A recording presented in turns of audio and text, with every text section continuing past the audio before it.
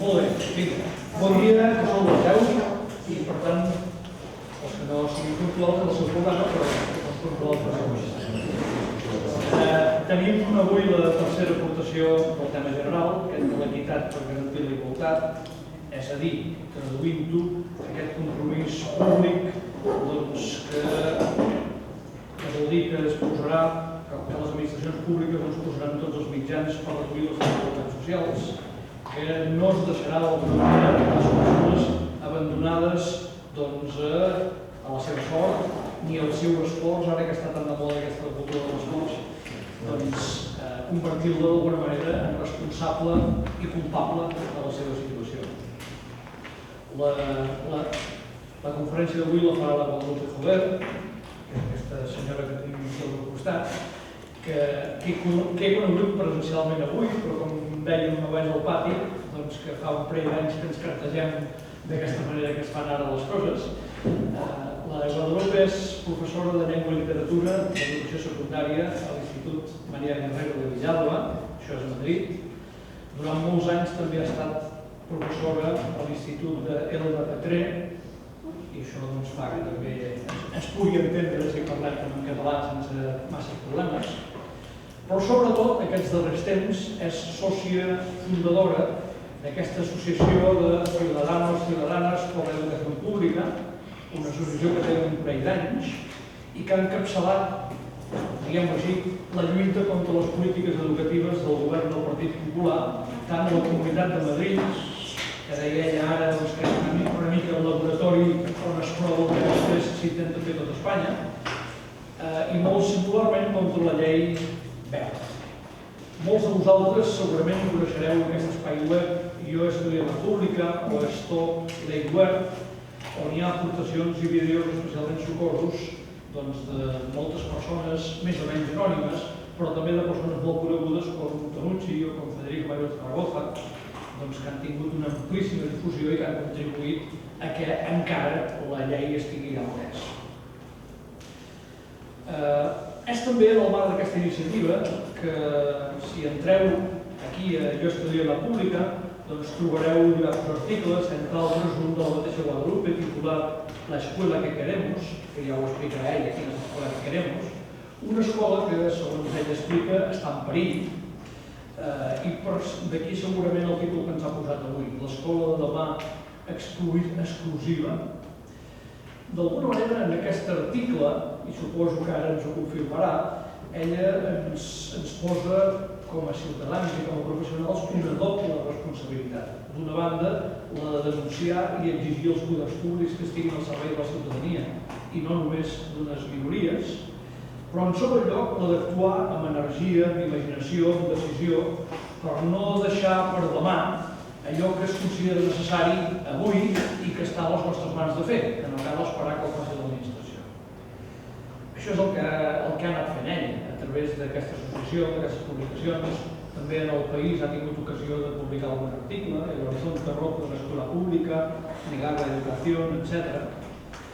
Aquesta dimensió ciutadana i pública i combativa de la Guadalupe està al costat, per altra banda, de la professionalitat. Estem davant d'una excel·lent professional, d'una professora innovadora, que té les idees clares de la feina que exerceix i que a més té la capacitat de traduir-les en materials, en recursos, en orientacions, en projectes, en pràctiques suggeridores i poderoses.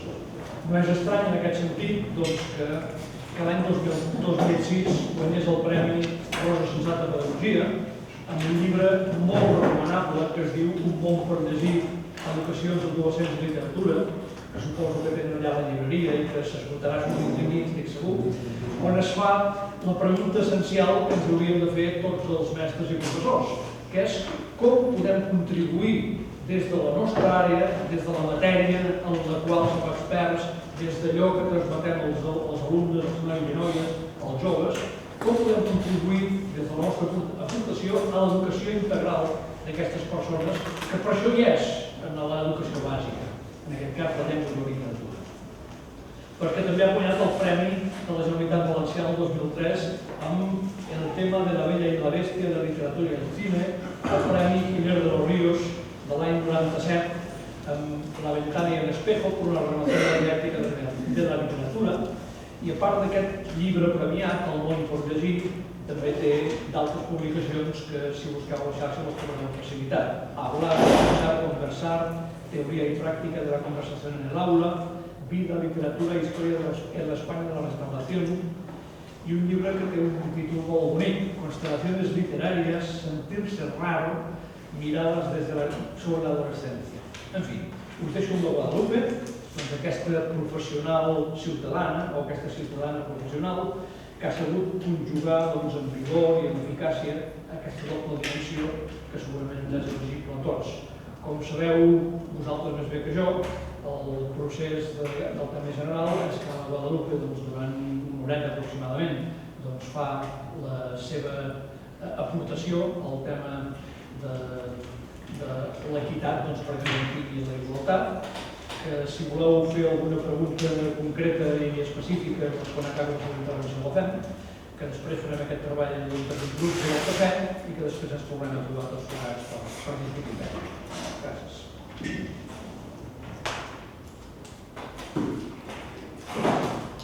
Bueno, pues gracias, Xavier, por esta presentación, y quiero empezar compartiendo con vosotros la alegría que siento por estar hoy aquí. Quiero dar las gracias a David, a Irene, a Rosa Sensat por acogerme aquí y por compartir estos momentos en que yo creo que hacemos explícito quienes estamos a pie de aula que nuestro compromiso con los críos y las crías va mucho más allá de los muros de la escuela y mucho más allá de los timbrazos del horario o del calendario escolar. Estamos aquí para hablar de equidad, que a mi manera de ver es el gran tema de la educación. Hay otros, como el de la equidad, es uno de los grandes temas de la educación, y además vamos a hablar de él en unos tiempos adversos para la equidad. Porque si esta constituía una línea en el horizonte hacia la que creíamos caminar con un paso desesperadamente lento, pero un proceso irreversible, es verdad que los tiempos que corren parecen querer poner rumbo a otro lugar, pero nosotros nos vamos a resistir cuanto podamos. Mira, de todas las posibles síntesis que se puedan hacer o aproximaciones en torno al tema de la equidad, digamos que los expertos os pueden ofrecer informes, estadísticas, clasificaciones, etc. Yo no puedo ofreceros sino un relato de lo que ha supuesto estos 25 años a pie de aula y las cosas que hemos ido viendo en relación al tema de la equidad y la educación. Y voy a empezar el relato de una manera bastante heterodoxa, empezando por las conclusiones. La primera conclusión es que nuestros sistemas educativos son tremendamente inequitativos. Y como me dirás, Xavier, que esta palabra no aparece en el diccionario, lo sé. Pero es que las acepciones que de la palabra equidad aparecen en el diccionario de la Real Academia Española, bueno, pues creo que son manifiestamente mejorables.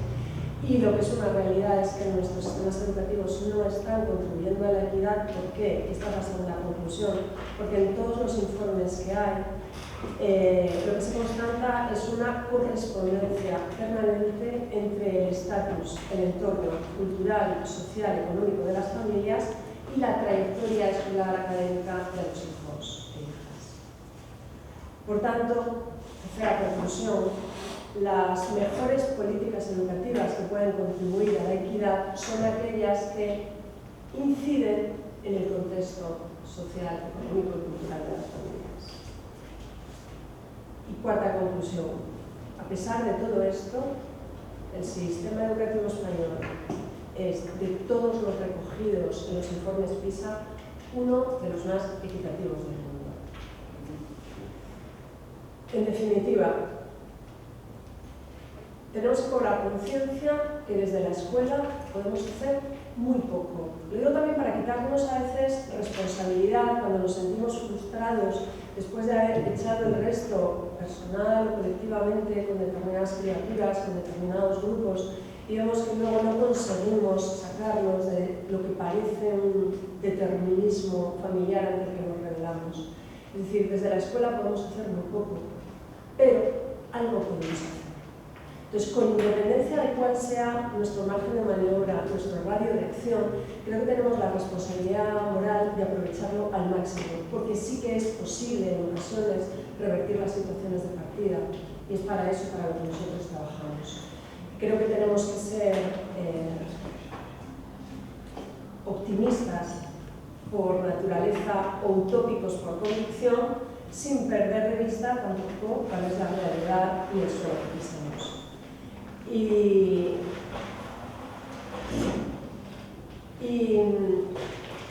con respecto a esto, sí que quería deciros, voy a pasar la diapositiva. Perdón, No. 3 papeles de la hoja. Pasa con las diapositivas de ahí. Que estamos viviendo un momento en el que desde fuera se están tratando de desmontar todos los mecanismos de equidad. En nombre de los recortes, todas aquellas políticas educativas que trataban de incidir en los contextos se están desmantelando. Y por otra, desde la ley, ahora mismo, proyecto de ley, se están tratando de destrozar todas las condiciones que hacían posible caminar hacia esa escuela inclusiva, hacia esa escuela que de verdad pueda trabajar dentro de la equidad. Entonces, eso es la realidad que estamos viviendo en este momento. ¿Y cuál va a ser este último punto de las conclusiones que os estoy avanzando? Pues que no podemos ni instalarnos en la queja y en el lamento, ni agachar la cabeza. Es decir, creo que tenemos que resistir, y tenemos que resistir en esa doble vertiente. La vertiente ciudadana, denunciar, cuestionar, reivindicar, y al mismo tiempo, como profesionales que estamos a pie de aula, con críos y crías a los que tenemos delante, no podemos dejar de pelear por seguir construyendo esa escuela en la que creemos. Bueno, pues acabadas las conclusiones, empiezo con el relato. Y para comenzar este relato me voy a retrotraer al año 2007, y precisamente a la Escuela de Estiu de Rosa Sensat, porque fue en este marco en el que llegó a mis manos el libro por el que voy a empezar la exposición. El libro es de Michael Appel, el original es del año 2001. Se titula Educar como Dios manda, lleva el subtítulo de Mercados, niveles, religión y desigualdad. Y la recomendación venía, si mal no recuerdo, de Miguel Ángel Somba. Leía yo este libro en el verano de 2007 y en él veía cómo trazaba Michael Appel las distintas fuerzas conservadoras que convivían en el panorama educativo estadounidense, que él, digamos que clasificaba en 4 grandes corrientes. Por una parte, el neoliberalismo, que pretende un Estado débil y dejar todo en manos del mercado. La educación es una tarta, es un negocio para el lucro de las empresas, las familias son concebidas como clientes y los críos como productos que hay que poner a punto para que encajen en el engranaje del mercado. En segundo lugar, fijaos que van a ser corrientes que, como ya aventuraba Appel, en cierta medida pueden ser contradictorias entre sí, pero que pueden llegar a conciliarse. En segundo lugar, la corriente neoconservadora, que lo que quiere es un Estado fuerte y volver al conocimiento verdadero, a las esencias patrias, a la tradición, la lengua única, la historia única interpretada, etc. En tercer lugar, hablaba Appel de la derecha cristiana y el fundamentalismo religioso que, escandalizado por la ola del laicismo que nos rodea, quiere recuperar la decencia moral por medio de una vuelta a los valores tradicionales de la familia, la religión, la iglesia, etc. Y en cuarto lugar, señalaba también Appel, el modelo gerencialista de los estándares objetivos de evaluación, No Child Left Behind de Estados Unidos, que quizá conoceréis, hoy ya cuestionado por la misma persona, Diane Radcliffe, secretaria de Estado de Educación, con Clinton, que lo puso en marcha. Y decía Appel que este modelo gerencialista de pretendidas pruebas objetivas, externas, evaluaciones, etc., es un modelo al que enseguida se apuntan las clases medias. Como os decía, leía yo este libro en el verano de 2007 y no podía evitar ir haciendo las transferencias a lo que yo conocía de los 2 contextos escolares que conocía de primera mano, la Isla Grecia y Comunidad de Madrid. Porque, conectando con la corriente neoliberal, estamos en pleno proceso de cesión constante de suelo público para la construcción de centros privados y veíamos como en una comunidad rural se iban invirtiendo las proporciones de educación privada y educación pública, y al mismo tiempo que se procedía a la externalización de lo que ellos llaman servicios educativos. Es un proceso que no ha hecho sino crecer con los años. En segundo lugar, y en relación con la corriente neoconservadora, eran los tiempos de los discursos catastrofistas sobre la bajada de niveles, el discurso de las humanidades, que no era un reclamar la prevalencia de la historia de España en los planes de estudios, la demonización de la LOCSE, de todo lo que oliera a renovación metodológica, e innovación didáctica e investigación educativa. Eran los tiempos en que se reclamaba la disciplina, la tarima, los tiempos de lo que en Madrid fue la ley de autoridad del profesor, que lo que no hacía era sino proyectar en la sociedad española una imagen de que la escuela pública era poco menos que una selva por la que los profesores necesitábamos una ley que nos protegiera. Y en tercer lugar, y en relación con esta corriente de lo que Apple llamaba el fundamentalismo religioso, eran también los años de la trifulca montada por los obispos en torno a la asignatura de educación por la ciudadanía, traída de la mano de la LOE, y los llamamientos a la objeción de conciencia en boca del Monseñor Rouco y impulsados también por el señor Rajoy.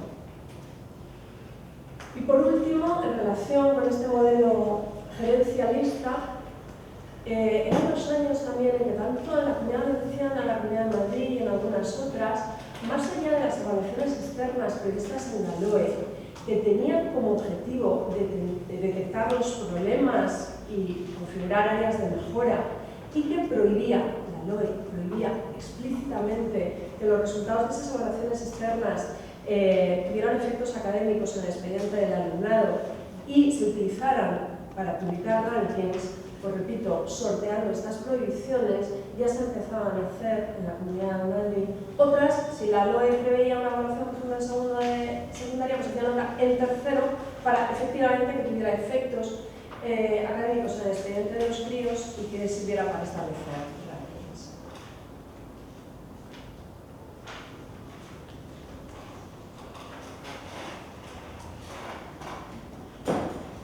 Pero decíame que estas corrientes, aun siendo en cierta medida contradictorias, podían llegar a conciliarse. Bueno, antes de pasar, simplemente decir, como habéis visto, os he puesto algunas noticias del momento que recogen estos cuatro aspectos.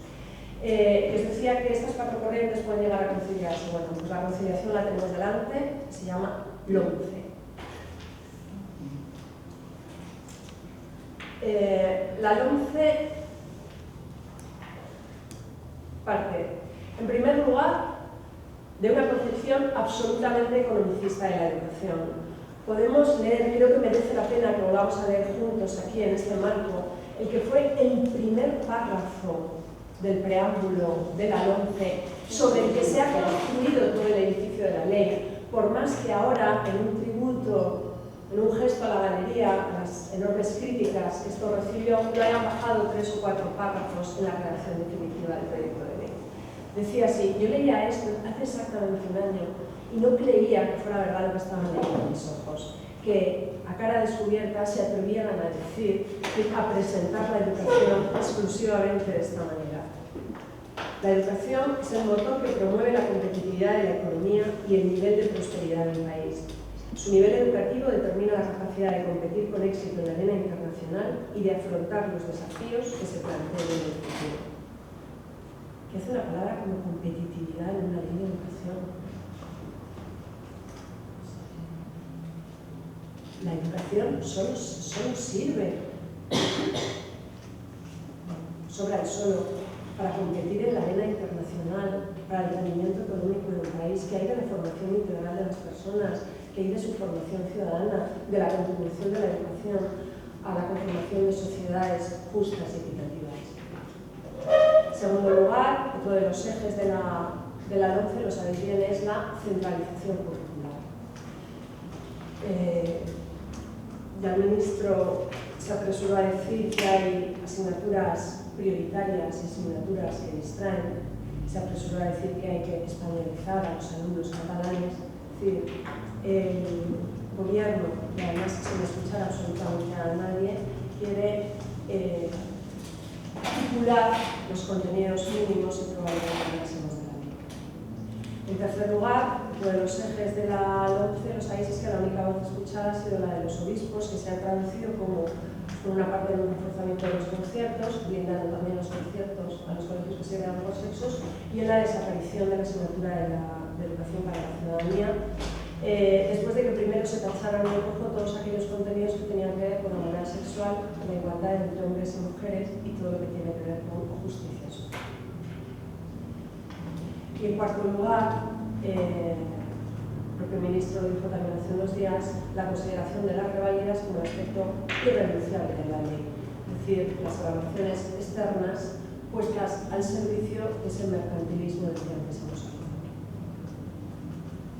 En conclusión, esta ley a que nos conduce a una cuádruple segregación. Críos y crías se van a ver segregados en las aulas en función de un criterio económico para colegios de primera, segunda y tercera, cada uno con los contextos socioeconómicos de las familias que corresponden, a una segregación cultural y además, una vez más, unas son las voces escuchadas en los currículos y otras las eternamente silenciadas.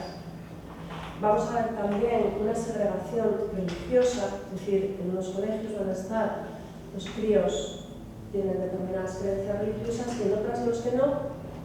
Y en cualquier caso, incluso en el mismo corazón del aula pública, que además ya sabemos cuáles son los criterios que llevan luego a la conformación de grupos, no van a vivir juntos los críos que tienen cualquier confesión religiosa y los que no.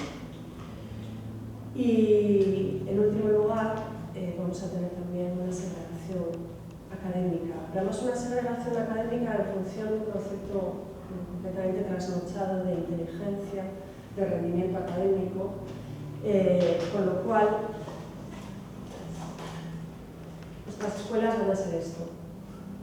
Mirad, podemos concebir la escuela de dos maneras. Una, como un reflejo de la heterogeneidad de la fuera, con su variedad de hombres y mujeres, de procedencias geográficas y culturales, de credos religiosos, de contextos socioeconómicos, o como una especie de club privado en el que uno solo se relaciona con los iguales.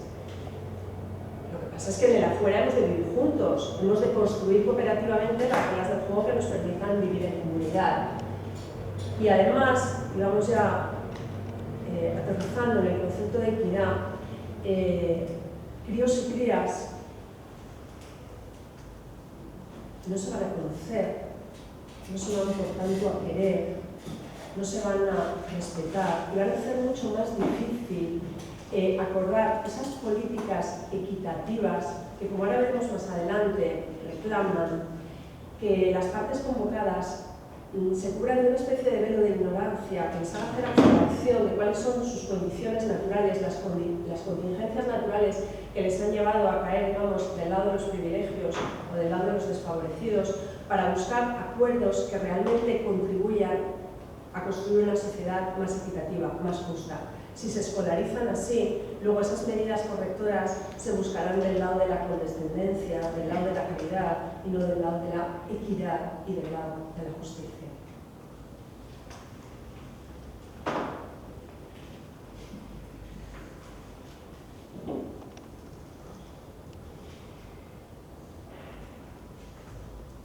Porque lo que está pasando es que tenemos la sensación de estar avanzando vertiginosamente hacia atrás.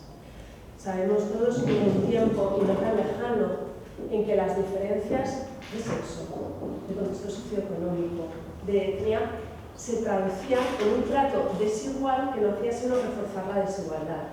Eso vino primero por medio de la exclusión del sistema educativo. Las niñas no accedían a la escuela, no accedían los hijos e hijas de contextos más desfavorecidos, y después lo hicieron, pero por medio de una vía segregada, es decir, en aulas separadas, niños y niñas, y cuando ya se llegó, por ejemplo, a un currículum común, o un currículum de base androcéntrica, donde los saberes tradicionalmente femeninos se consideraba que no cotizaban en el mercado de lo académico. Y como tantas veces ha dicho Francesco Tonucci, cuando por fin se escolarizaron todos en los mismos edificios y con un currículum común, fue sin cambiar las estructuras y sobre la base de la escuela de los pocos, de tal manera que hemos venido ofreciendo la escuela de los pocos a todos. Os decía que si tiempo atrás las diferencias de nacimiento se traducían en un trato desigual que no hacía sino reforzar la desigualdad, después, estamos ya en el siglo XX, se pensó que dando a todos el mismo trato, un trato igual, se conseguiría hacer posible la igualdad de oportunidades. Pero llegaron los años 70 y fueron muchas las voces que se alzaron para cuestionar lo que estaba haciendo la escuela, que no estaba haciendo sino reproducir o aún reforzar esas desigualdades.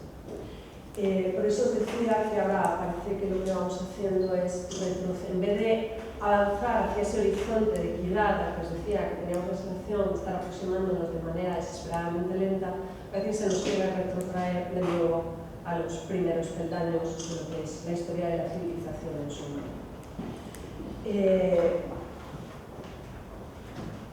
De los años 70, perdonad este trajín que nos traemos de niño con las diapositivas, de los años 70 es también el libro de John Rawls, Justicia como Equidad, donde él formula este concepto que hoy está en boca de todos.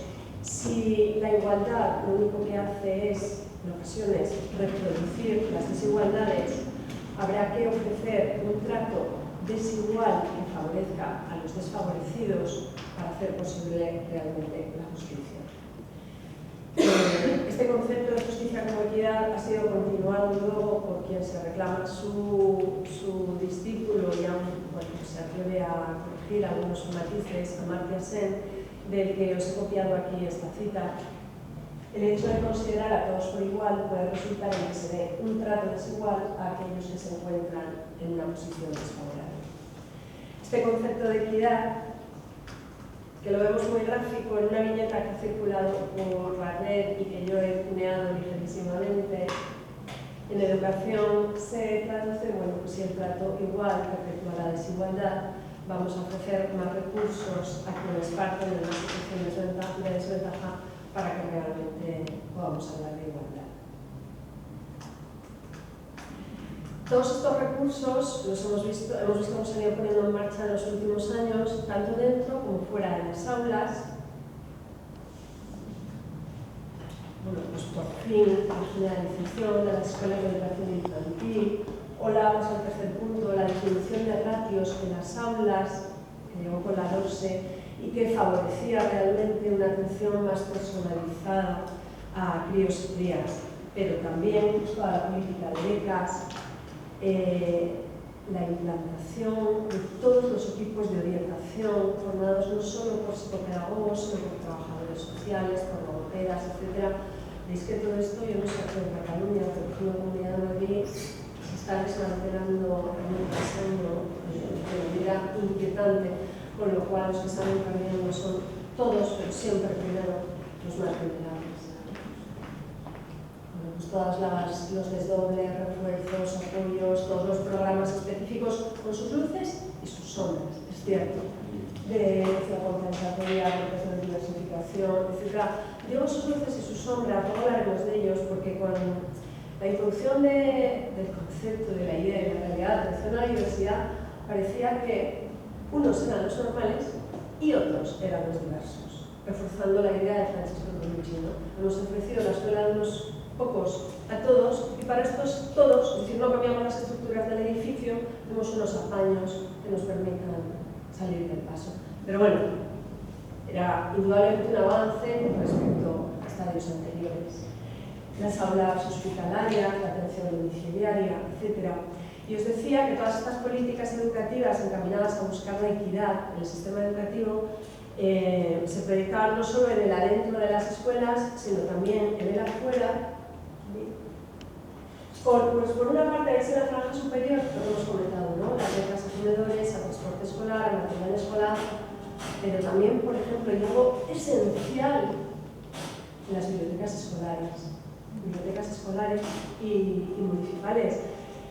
Mirad, yo soy muy crítica con el informe PISA, y con todo lo que tiene detrás, pero hay datos incontrastables y uno de ellos es que en el rendimiento académico, bien es que en función de los criterios que marca PISA, que son unos y otros, pero en el rendimiento académico tiene un peso enorme los estudios de los padres, la ocupación de los padres y el número de libros en casa. ¿Cómo se puede revertir ese determinismo? Por medio de las bibliotecas escolares, por medio de las bibliotecas municipales. También se las están cargando. ¿Cómo se están cargando o privatizando? Es decir, convirtiendo en exclusivos, en el sentido de los clubs ingleses, ¿no? Los polideportivos, las escuelas de música, las escuelas de idiomas, están viendo crecer las tasas, duplicarse año tras año. También eran gestos, realidades de políticas educativas que trataban de trabajar en pro de la equidad, pues para las escuelas de adultos, el cuidado para la escuela rural. Todo eso es lo que hoy en día está desapareciendo. Y os avanzaba antes en las conclusiones que las mejores políticas educativas para trabajar con la equidad son las que tratan de operar sobre el contexto social. Lo ha dicho José Saturnino Martínez García, es un profesor de la Universidad de La Laguna, que tiene muchos artículos accesibles en la red en torno a eso que se ha dado en llamar, como comillas, fracaso escolar. Y en este artículo, Fracaso escolar, clase social y política educativa, afirma lo siguiente. Según los estudios para diversos países, la desigualdad educativa mejora cuando las desigualdades sociales disminuyen claramente. Es decir, la mejor política de lucha a favor de la igualdad de oportunidades en la escuela es una política de lucha a favor de una mayor igualdad en la sociedad. Y para corroborar esto, nos ofrece algunos datos, por ejemplo, de cómo su informe del año 2007, entre población de entre 19 y 24 años, ¿quiénes no han conseguido acabar los estudios de educación obligatoria? Pues la proporción no es la misma entre los hijos e hijas de la clase alta, clases intermedias, obreros o la población del entorno rural. E incluso, después del país de hace un par de días, una noticia que recogía la falta de equidad en la Universidad Española porque no tiene la misma representación entre los universitarios y los distintos grupos sociales. La Universidad Española tiene problemas de equidad, el 40% de los estudiantes son hijos y aproximadamente solo el 20% de la población de padres universitarios.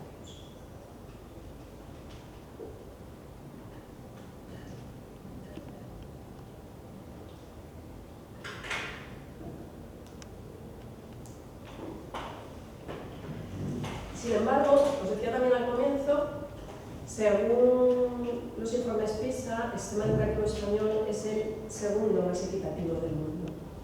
Y como esto es un lugar común, que sin embargo apenas sale en los periódicos, pero bueno, quienes estamos dentro de los entornos educativos lo sabemos, he querido copiarles textualmente algunos fragmentos del informe PISA, son 3 diapositivas.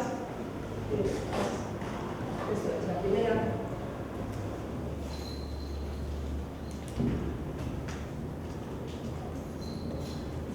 El grado de adquisición de las competencias básicas por el alumnado tiene relación con el estatus social, económico y cultural de las familias. La relación entre este estatus y el rendimiento del alumnado se puede interpretar como una medida de equidad. Es decir, si en un sistema educativo a una variación de un punto en la escala del estatus le corresponden escasas variaciones en las puntuaciones de los alumnos, ese sistema contribuye a reducir las diferencias socioeconómicas y culturales y, por tanto, es más equitativo que otro sistema en el que las variaciones de las puntuaciones sean mayores. El país con una variabilidad de resultados menor entre centros es Finlandia, que siguen de cerca España, Suecia y Canadá, con valores ligeramente superiores al 20%. Como se ha señalado,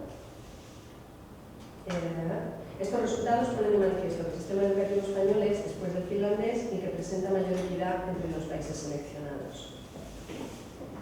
Y la última, de modo que se debe concluir que las diferencias entre unos centros y otros son en España moderadas y son debidas fundamentalmente a los efectos que producen en los aprendizajes los entornos sociales, económicos y culturales de alumnos y centros.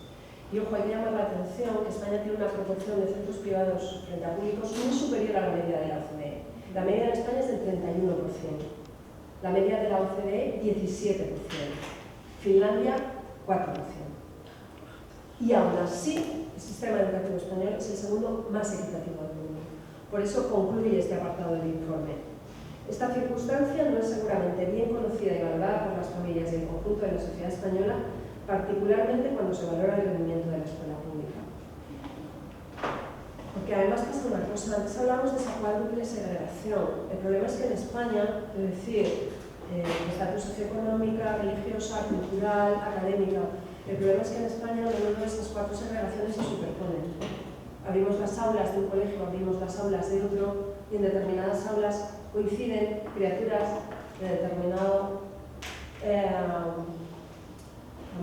creencias religiosas, determinado estatus socioeconómico, determinadas procedencias culturales, determinados niveles académicos, frente a otras. Pero lo que es más inquietante, esto empieza a pasar en el corazón de la escuela pública. Hay muchos colegios, muchos institutos que están jugando a eso. En un mismo pasillo podemos abrir dos puertas distintas y la fisonomía de las criaturas es completamente distinta. Creo que hay que hacer un gran ejercicio de autocrítica acerca del grado de connivencia de la escuela pública con lo que está consagrado en la nación. No basta solo hacer la crítica a la fuera, que debemos hacerla, sino también ser críticos con lo que estamos haciendo.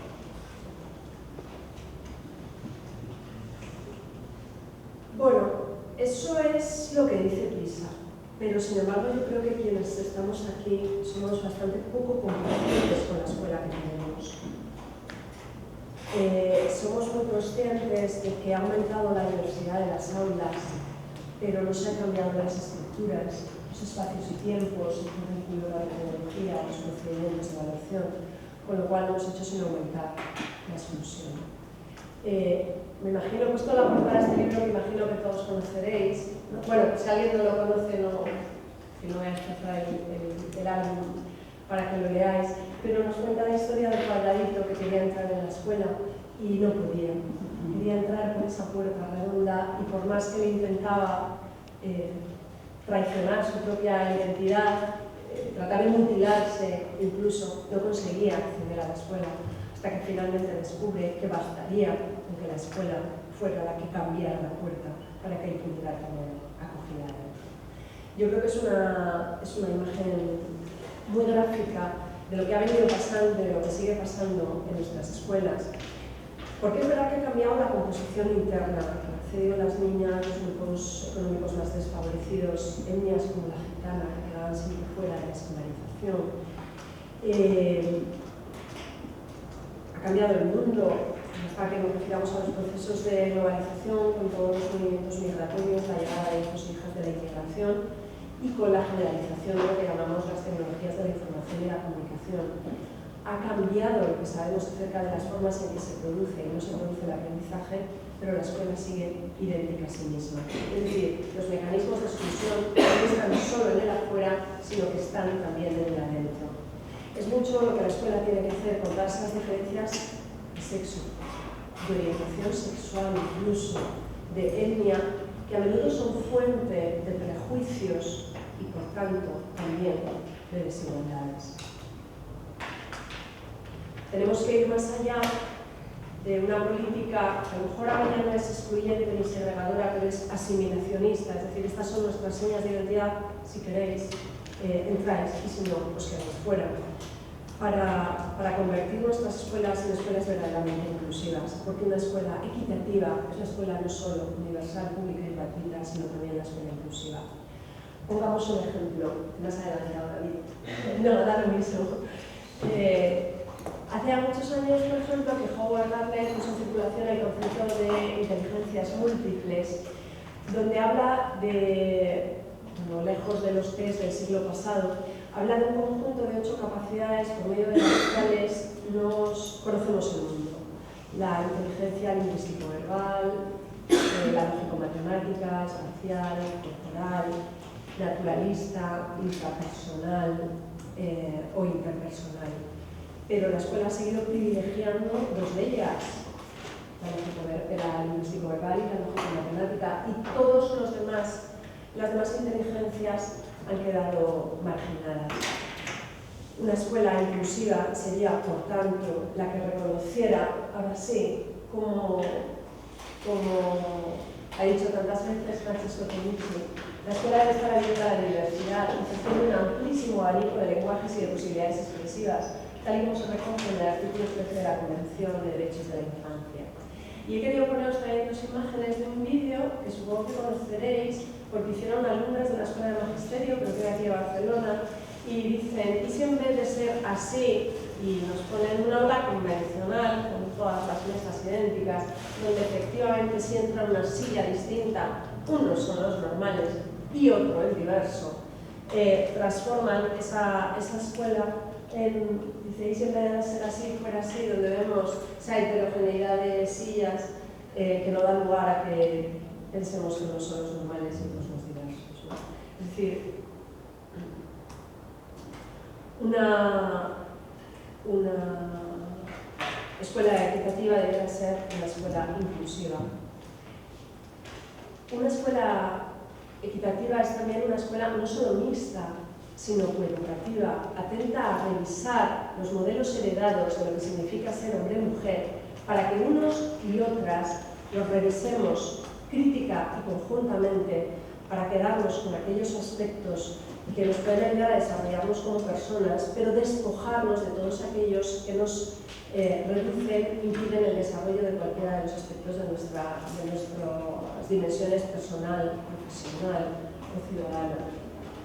Estábamos viendo vídeo mientras hablabas. Perdón. Pero... Yo veía a la gente mirando... Vale. Os habéis perdido la música, que es deliciosa.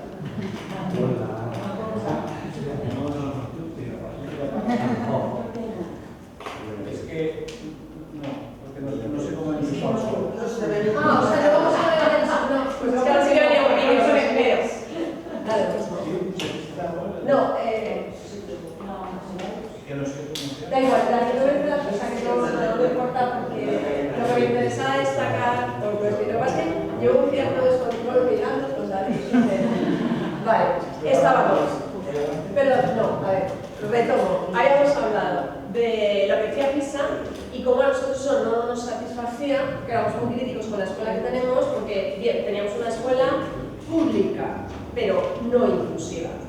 Tenemos una escuela que al segundo paso, digamos, de todos aquellos aspectos que consideramos esenciales para construir una escuela equitativa y que hoy en día están en peligro.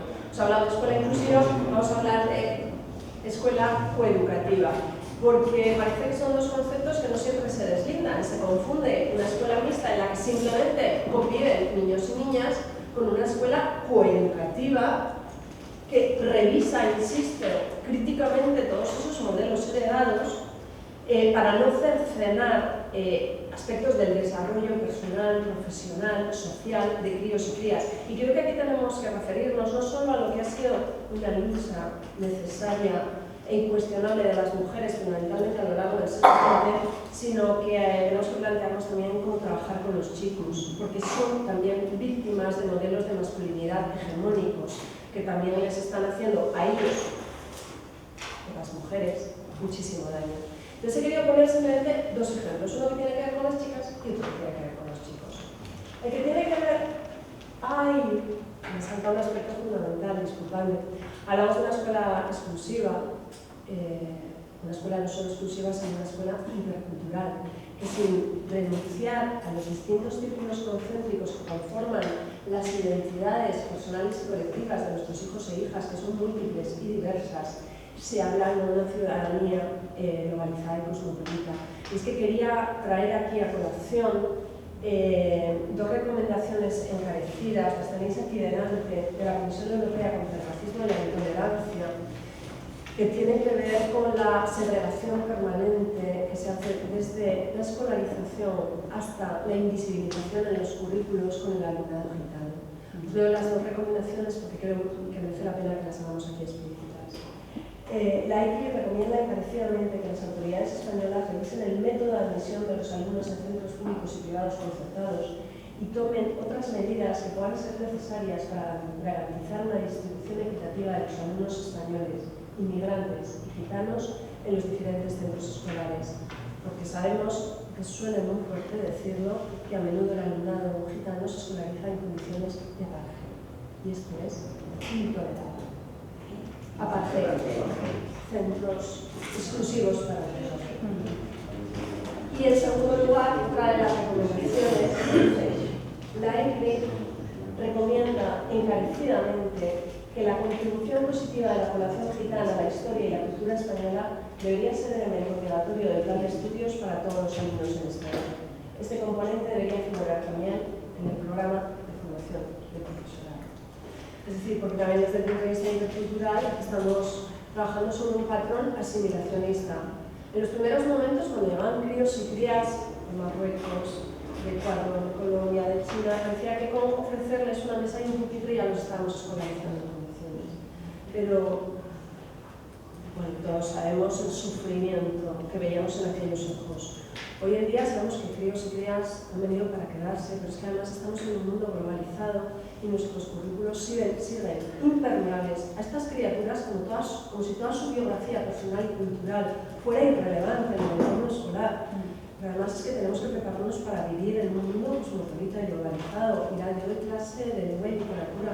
No me explico cómo los currículos, por ejemplo, de literatura no se abren al diálogo entre unas literaturas y otras, porque es una manera a través del arte extraordinaria de conocer otras culturas y dialogar, no solo en el tiempo, sino también en los espacios, en el espacio. Bueno, hablábamos, vuelvo a recapitular, de este horizonte que nos quieren romper de la escuela pública, conformado por una escuela inclusiva, intercultural, una escuela comunicativa. Es decir, que os iba a poner dos ejemplos, uno referido a las chicas, otro referido a los chicos. El de las chicas tiene que ver con, bueno, voy a arrancar con un anuncio. Si pinchas ahí se ve el anuncio, David. Sí, a ver, voy a ver si consigo poner el sonido. Si no os lo cuento. Tocando un Es poco no lo mismo. ¿Es este? Sí. ¿Lo conocéis? Sí. Afortunadamente no lo conozco.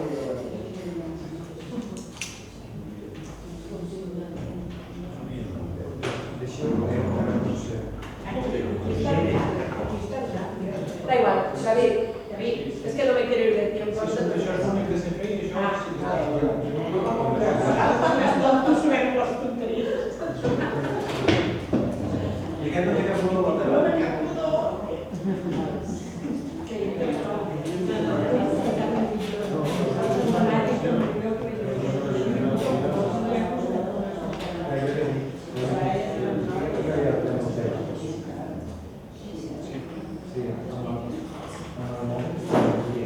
No sufras, que no pasa nada, tampoco es.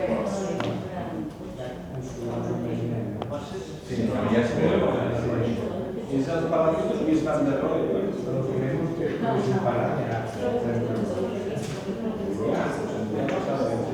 Sí, no te preocupes, que ahora no volvemos a la diapositiva. Mirad, me alegro que no lo conozcáis. Yo os confieso que lo vi, era un descanso de programas grabados, vi el anuncio, no creía que fuera verdad lo que yo estaba escuchando. Inmediatamente en el descanso me fui a internet, me busqué hice la denuncia pertinente en el Instituto de la Mujer. Es un anuncio en el que, como siempre, se confunden, se superponen sujeto y objeto, el coche y la mujer. Y es una voz de mujer la que, como si fuera el coche, le va diciendo lo siguiente al hombre: mírame, tócame, acaríciame, provócame, sedúceme, contrólame, protégeme, grítame. Mientras que si quieres hablar de mí, pruébame, confía. El coche se llama Julieta, creo que sobran las palabras. Simplemente lo que quería deciros es que mientras que anuncios como este se sigan exhibiendo en la televisión española, la escuela no puede permanecer impermeable. La publicidad tiene que entrar en las aulas y los currículos tienen que estar abiertos para desmontar estos modelos que, si vamos rastreando, están omnipresentes en toda nuestra tradición cultural. Si no quiere decir que dejemos de disfrutar yo acabo de trabajar con las criaturas de segundo de la ESO una adaptación del libreto Don Giovanni en Mozart. Si podemos disfrutar de Mozart, como podemos disfrutar del Tirso de Zorrilla, pero habrá que desvelar los modelos patriarcales que están por debajo de todos los relatos heredados. Y decía que si os iba a poner un ejemplo en relación con las niñas, quería también hacer una referencia al enorme trabajo que tenemos que hacer con los chicos. Hay una serie de cifras, leemos solo el primero de los datos. Dice, según los datos del informe de la Caixa, fracaso y abandono escolar en España 2010, el 41% de los chicos de 15 años tiene alto riesgo de fracaso escolar frente al 29% de las chicas. Las desigualdades en cuanto a chicos y chicas entre quienes obtienen el título de secundaria, quienes aprueban la selectividad, quienes abandonan prematuramente los estudios, es constante y la escuela tiene también una obligación de indagar qué hay detrás de eso. No es el momento ni soy la persona indicada para profundizar, pero a mí se me ocurren dos tipos de explicaciones. Una que tiene que ver posiblemente con el peso de esos modelos masculinos hegemónicos que llevan a los chicos a rechazar un orden escolar tradicionalmente femenino, pero también que el mercado es desigual para los chicos y las chicas. Es decir, el abandono escolar tan tremendo que hemos vivido años atrás, fruto de la burbuja inmobiliaria, no reclamaba igual, no llamaba igual a los chicos que a las chicas. Es decir, que por detrás de todas estas cifras hay mucho que indagar para que sea posible caminar realmente hacia una escuela equitativa desde el punto de vista, desde la perspectiva de género. ¿Seguimos, David? En definitiva, ya iba a ir acelerando porque había un poquito y no creo que al final. La equidad reclama una escuela pública, universal y gratuita, inclusiva, intercultural, educativa, una escuela laica que desde el respeto a todas las creencias religiosas y también, por supuesto, a quienes no profesan religión alguna, busque planos de convergencia tanto en el plano científico como ético, en el que una escuela en la que el respeto, el diálogo y la deliberación argumentada creen los marcos imprescindibles para la convivencia y el aprendizaje. Eso es una escuela democrática y, en definitiva, una escuela transformadora, y aquí Paulo Freire, que no nos obligue a ser rehenes de ese determinismo de una en cualquiera de los ámbitos que hasta ahora hemos mencionado. Pero, si esto es lo que reclamamos, vivienda de Forges, David, todo. Esto es lo que nos hemos encontrado, ¿no? ¿Seguimos? Los tiempos, desde luego, no nos van a ayudar a caminar hacia ese horizonte, sino que pretenden retrotraernos, como veíamos antes, muchos años atrás.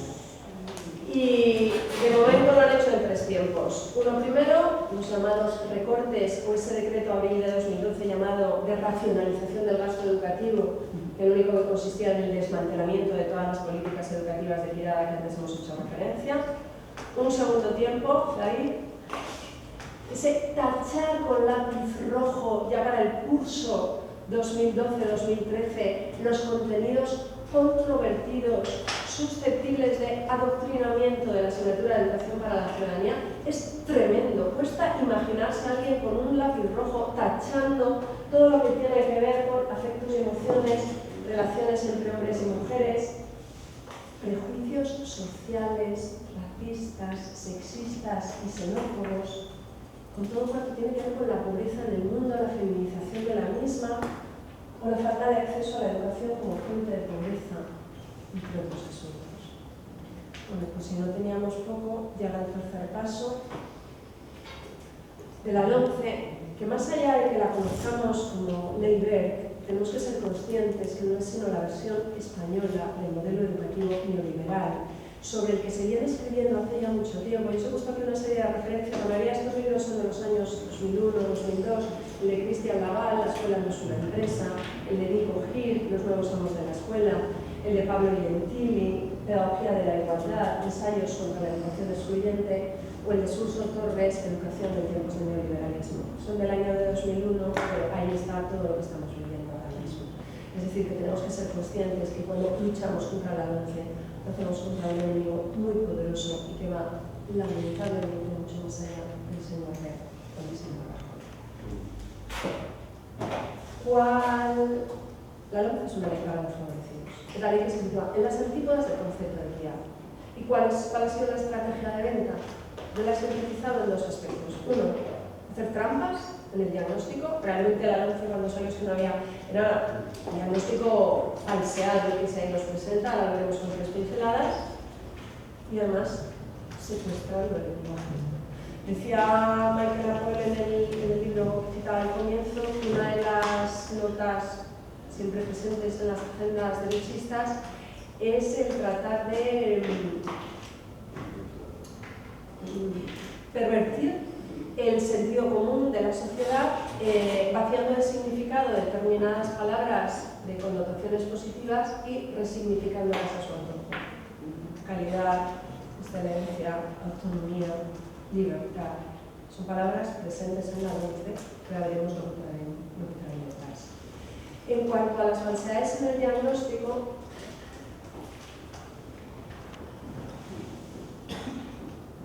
bueno, pues sabéis que se está ligando, vamos a ver que acaba de lanzar una campaña para vender la LOMCE, están tratando de ligar paro, fracaso escolar y sistema educativo. Es decir, el sistema educativo es el responsable de las tasas realmente muy preocupantes. Es decir, no podemos consentir que un 25% de criaturas no completen los estudios de educación obligatoria. No hay que minimizar este problema. La primera escuela inclusiva será la que consiga que el 100% del alumnado consiga por lo menos terminar los estudios obligatorios. Pero, si queremos remediar el problema, lo fundamental es afinar el diagnóstico. No se puede decir que el responsable del fracaso escolar, repito, le pongo miles de comillas porque el fracaso no es de los críos, sino de la escuela y de la sociedad, silenciando que han sido los años de la burbuja inmobiliaria. El abandono escolar temprano ha bajado en los últimos años en España en una proporción que triplica lo que ha bajado en todos los países de la OCDE. Y eso no se dice. Por tanto, las causas no estarán o no solo en el sistema educativo, sino en el de afuera. Luego, claro, se culpa también del paro al sistema educativo, como si no estuvieran siendo miles los titulados españoles que están encontrando trabajo fuera y no aquí por la falta de un tejido industrial que absorba esa alta cualificación de muchísimos estudiantes españoles. Es decir, se está haciendo trampa en el diagnóstico. Y segundo, se ha secuestrado el lenguaje para tratar de vender la LOMCE. Sí, bueno, esto es lo que hacía referencia hace un momento.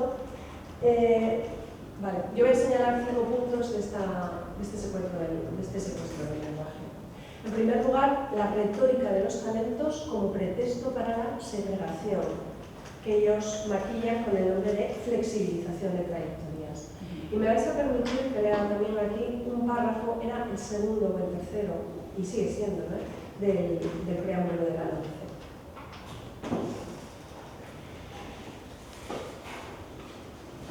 Decía, todos los estudiantes poseen talento, pero la naturaleza de este talento difiere entre ellos. En consecuencia, el sistema educativo debe contar con los mecanismos necesarios para reconocerlo y potenciarlo. El reconocimiento de esta diversidad entre alumnos en sus habilidades y expectativas es el primer paso hacia el desarrollo de una estructura educativa que contemple diferentes trayectorias. Es decir, esta concepción innatista del talento, como si no fuera algo cuyo desarrollo depende o no del contexto, como pretexto para la segregación, es que me recuerda la cronometría del siglo XIX, estos sí, estos no, como pretexto para la canalización, que era también un sustantivo que a mí me puso los pelos de punta cuando lo leía, canalizar a los estudiantes a diferentes trayectorias, pero como si fueran tomates, como si fueran naranjas. Esto responde, también hay que saberlo, a lo que reclamaron los grandes magnates del mundo de los negocios y las finanzas reunidos en San Francisco en el año 2005, cuando determinaron que los mercados necesitarían en lo sucesivo reducidos polos de excelencia en torno a un 20% y un 80% de mano de obra dócil, sumisa, versátil. Con lo cual estaban ya preparando el terreno para la perversión que también del término competencia se ha hecho. Porque si, por lo menos para quienes nos dedicamos a la enseñanza de la lengua y la literatura, cuando hablábamos de tratar de formar hablantes competentes, hablábamos de de competencia como un mecanismo para la emancipación de las personas y los pueblos, aquí hablas de en la LOMCE, cuando se habla de competencia es como en términos de una herramienta para la sumisión, para poder adaptarse constantemente a las necesidades de libertad. Es decir, que si alguien pensó al leer aquello de los talentos que por fin la escuela iba a abrirse a las inteligencias múltiples, a los distintos lenguajes con los que nos aproximamos a uno, no podía estar más cerrado. En segundo lugar, otro de los términos que se pervierte es el de, es que se hablaba de la sociedad, de la cultura del esfuerzo, la responsabilidad, la calidad, la excelencia. Y uno tiene que plantearse si estamos hablando de cultura del esfuerzo o exclusión social, porque hacer caso omiso del peso del contexto, negar las desigualdades de partida, no son sino un pretexto, una justificación para negar, para quitar todas las políticas educativas encaminadas a la equidad. El otro día son las afirmaciones del ministro de pretender subir los requisitos por medio de los cuales un estudiante universitario puede acceder a una beca, y llegaba incluso a decir que quien no haya tenido un 6,5 puede ser pobre, puede plantearse dejar la carrera. Y para unos dan un 5, otros necesitan un 6,5. Por eso, cultura del esfuerzo o exclusión social. Bueno, yo os he puesto ahí en enlace una noticia, un periódico nada sospechoso como el ABC, que publicaba hace unos meses, como ya en Chile, sabéis que es la avanzadilla de estas políticas neoliberales, pues no se puede plantear ir a la lucha, bueno, pues como está pasando ya, tantos conocidos nuestros. Seguimos. ¿Quieres que me Sí, casi sí, porque no me quiero comer el tiempo del coloquio. Vale. Otro de... Bueno, estas palabras son muy presentes en la NOCDE, competitividad, ranking, rendición de cuentas. Yo me pregunto si lo que estamos hablando es de excelencia, creo que Adela Cortina os habló el otro día de lo que es el concepto de excelencia, ¿no? En la NOCDE no es sino el reverso de la equidad. Se masifican las aulas, se sustituyen apoyos por reválidas, se publican los resultados, se establece el ranking de centros y se liga la dotación de recursos a la rendición de cuentas. La administración se lava las manos de su responsabilidad en dichos resultados y estos se vinculan exclusivamente al esfuerzo individual de alumnado y profesorado. ¿Qué es esto? Sino negar la educación. El ministro Ver dijo hace unas semanas que las revalías eran el aspecto irrenunciable de la ley, también para nosotros. Más allá de la desconfianza hacia el profesorado que manifiestan, más allá del mecanismo de control del currículo en que se van a convertir, más allá del lucro que van a reportar a las empresas encargadas de llevarlas a cabo, las revalías no se van a poner al servicio de la mejora, sino de la desigualdad y de la segregación. En función de estas evaluaciones externas se están estableciendo ya en la Comunidad de Madrid, primera y verdad, ranking de centros. Sí, tiro la siguiente.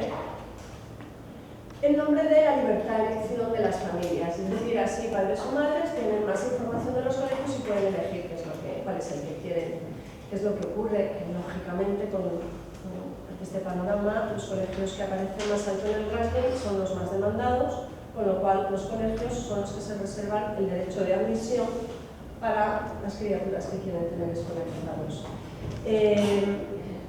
Hay un punto perverso en lo que está pasando ahora mismo en la Comunidad de Madrid. Yo os lo cuento porque, como sabéis que es la promesa del laboratorio de lo que luego se va generalizando, se ha determinado que uno de los puntos de ese baremo de acceso depende de la condición de antiguo alumno del padre Grandadero. Cuando aquellos colegios eran de pago, establecían un filtro académico. Si ahora aquel filtro académico sigue vigente, ya sabemos lo que ocurre. Más luego, además, está ese punto del baremo a discreción hasta ahora del Consejo Escolar, que repito, muchos colegios, escuelas, institutos públicos han jugado también a hacer de ese punto un filtro para la selección del alumnado. Hay que denunciarlo. Pero es que en el futuro, y pasamos a la siguiente, ya el Consejo Escolar, sabéis que deja de tener capacidad de decisión, todo el poder del centro, todas las decisiones pedagógicamente relevantes de gestión de la plantilla, gestión económica, quedan en manos del director. Eso es lo que le llaman autonomía de los centros. Autonomía de los centros, y recurro de nuevo a una viñeta de Tonucci, consiste en que la administración pone a un director o directora títere que hace y deshace a su antojo. Y vamos terminando Ya, retomo una de las diapositivas, recordáis que hablábamos de los momentos tan difíciles en los que estábamos, porque estaban desmantelando todas las políticas de equidad y al mismo tiempo se están quebrando las condiciones que nos permiten caminar hacia una escuela equitativa, pero no vamos a estarnos callados. Porque como dice esta leyenda del Roto, si todos caminamos en la misma dirección, ¿cómo sabemos que no hay otra? Si tenemos que seguir caminando contracorriente. Y yo quiero hacer aquí un llamamiento explícito, convencido y entusiasta a la resistencia. A la resistencia en una triple vertiente. Uno, la denuncia. Creo que es importante que a través de todos los colectivos en los que estemos, las páginas web, redes sociales, etcétera, denunciemos lo que está ocurriendo en relación a la educación, no solo en nuestro entorno más próximo, sino, yo me atrevería a decir, en todo el mundo dominado por las políticas neoliberales, que nos hagamos ecos y que formemos redes, porque es la única manera de que nuestra resistencia tenga fuerza. Yo os he puesto dos ejemplos, uno es el Facebook de uno de los dos colectivos que hoy represento aquí, que es el de Yo Estudié en la Pública, y este otro de la web de la plataforma Stop Labor, donde somos muchísimos los colectivos que estamos, bueno, y lo que aparece es uno de los últimos vídeos que sacamos precisamente contra las reválidas y contra la evaluación externa que a las criaturas de 5 años se ha pasado este mes de junio en la comunidad de Madrid. Bueno, primera dimensión de la resistencia, la denuncia, por tierra, por aire. Segunda dimensión de la resistencia, si es preciso, la desobediencia civil. El último de los días de este ciclo recibiréis a Mayor Zaragoza, y me consta que algo dirá de esto. Yo os he copiado una cita del libro que citaba antes, de John Rawls, que dice lo siguiente. Y si a su juicio, verás, tengo aquí la cita, si no lo estoy girando. Dice, y si a su juicio lo establecido por la mayoría sobrepasa ciertos límites de injusticia, el ciudadano puede pensar en la desobediencia civil. Por tal entenderé un acto público, no violento y hecho en conciencia, contrario a la ley, y habitualmente realizado con la intención de producir un cambio en las políticas o en las leyes del gobierno. La desobediencia civil es un acto justificado por principios morales que defienden una concepción de la sociedad civil y del bien público. Descansa, pues, en una convicción política y no en la búsqueda del propio interés o del interés de un grupo. Gestos de desobediencia civil ya se han venido haciendo. Os he puesto aquí 4 ejemplos de este año y protagonizados por las familias que no han llevado a sus hijos e hijas al cole. Él dirá que había que hacer algunas de estas evaluaciones externas. Los ejemplos son de Madrid, de Andalucía, de TVV, de Euskadi, pero los hay también en Reino Unido, los hay también en Estados Unidos. Os invito a visitar, por ejemplo, la página de Thinking Schools, donde van recogiendo un montón de materiales. Esta escuela que trata de caminar contra corriente y con la que yo creo deberíamos tener lazos. Y por último, repito, resistencia, cuestionando, denunciando, si es preciso, con gestos de desobediencia civil y, por supuesto, construyendo a pie de aula, como hacemos con nuestros críos y crías, porque ellos son lo más importante. Y, bueno, pues ya que están desmantelando en gran medida lo que pueden las redes de formación del profesorado, en marcos como este de la Escuela de Estío, vamos a Salsar. Y esto es todo. Muchísimas gracias.